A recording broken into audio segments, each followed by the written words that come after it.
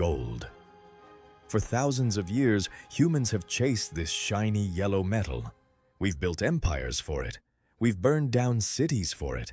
It is the only element that makes us lose our minds just by looking at it. But in 1993, the biggest pile of gold in history wasn't in a bank vault. It was supposedly hiding here, deep in the steam and mud of the Indonesian jungle. This is the story of a mirage, a $6 billion lie that fooled the world.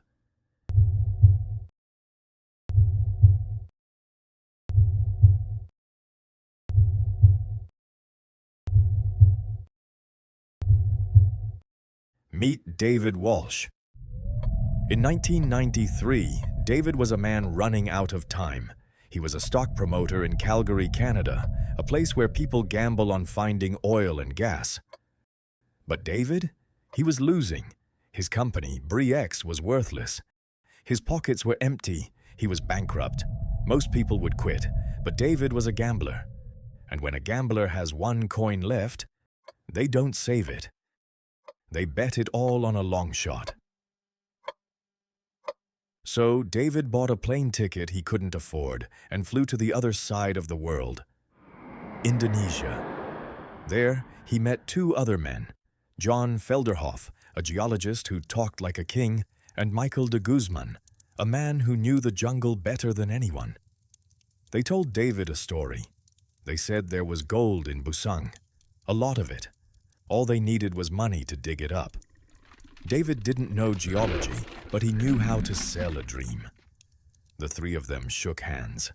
The trap was set.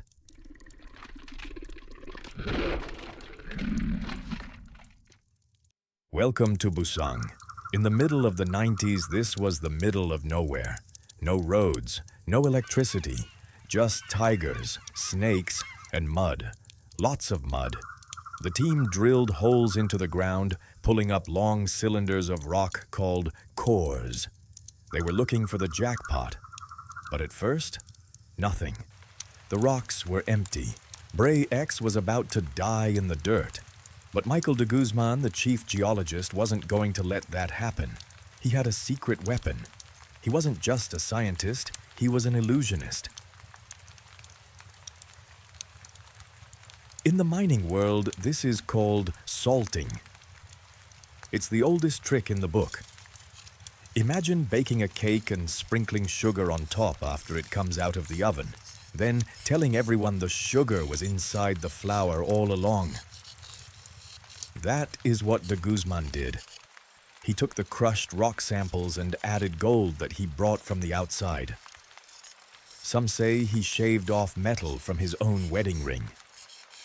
Later, he bought gold dust from local river panners. He was literally sprinkling money into the dirt to create a miracle. De Guzman made the fake samples, but John Felderhoff sold the story. Felderhoff was the vice chairman. He looked at these impossible numbers, gold grades that were off the charts, and he didn't question them. He broadcast them. He told the world that Busang wasn't just a mine. It was a monster, a world-class discovery.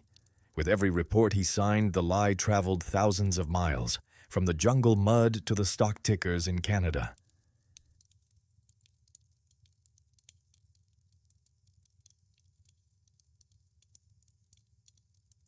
You have to understand, Bre-X was a penny stock. That means it was worth less than a cup of coffee. It was junk.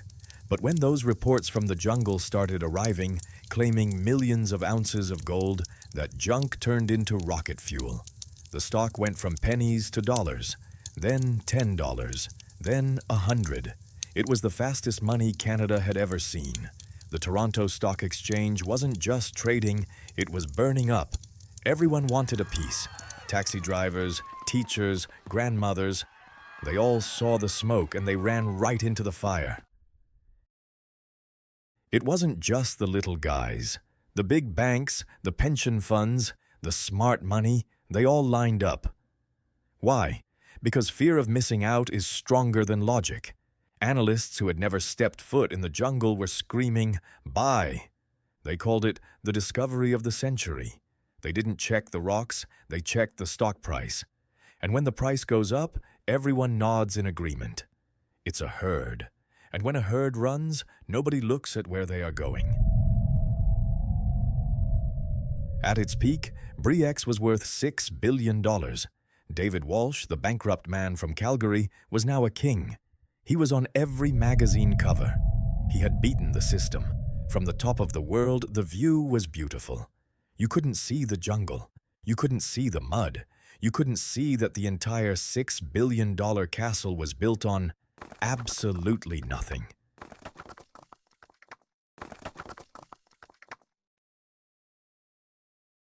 But there is a rule in the jungle. When a kill is big enough, the apex predator wakes up. Bre-X was shouting about 200 million ounces of gold.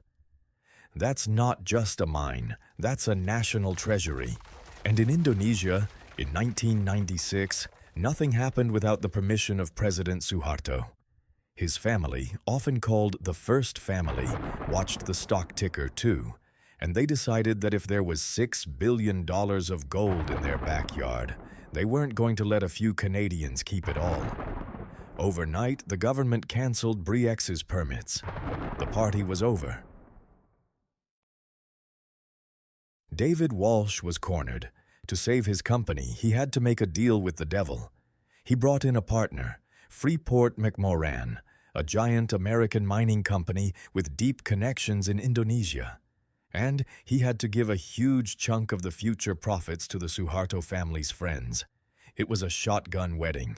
Bre-X got their permits back, but there was a catch, a deadly catch. Freeport said, "Before we sign, we are going to drill our own holes. We are going to check the gold ourselves." For the first time, someone else was going to look inside the box.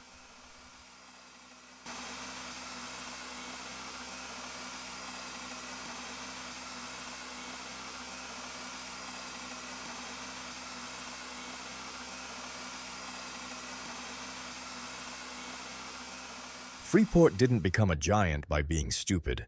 They didn't trust the paper, they trusted the rock. They brought their own team into the jungle and started drilling. They did something called twinning.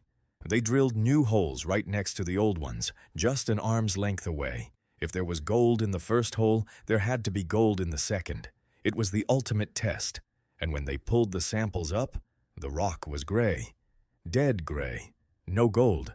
The silence in the camp was louder than the drills.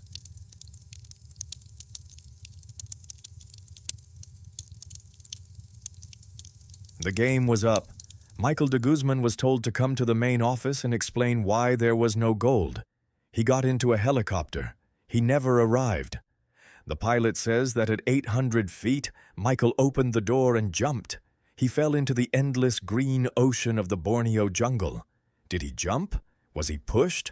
Or did he pack a parachute and disappear with the money? They found a body days later, but it was unrecognizable. The alchemist was gone.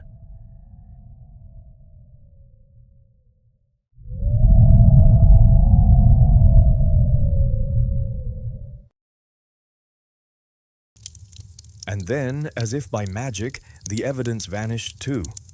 A mysterious fire broke out at the base camp. Maps, drill logs, core samples, the history of the discovery, all turned to ash. It was a scorched earth policy. If there are no records, there are no lies to prove.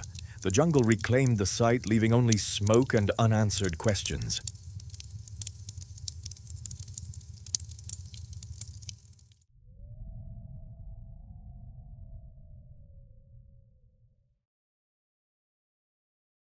When the truth finally hit the wire, zero gold, it didn't just break the market, it erased it.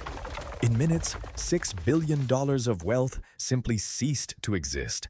It was the biggest financial magic trick in history, but this time the audience didn't clap. They cried. Pensions, life savings, college funds evaporated. The paper fortunes turned back into what they always were, just paper.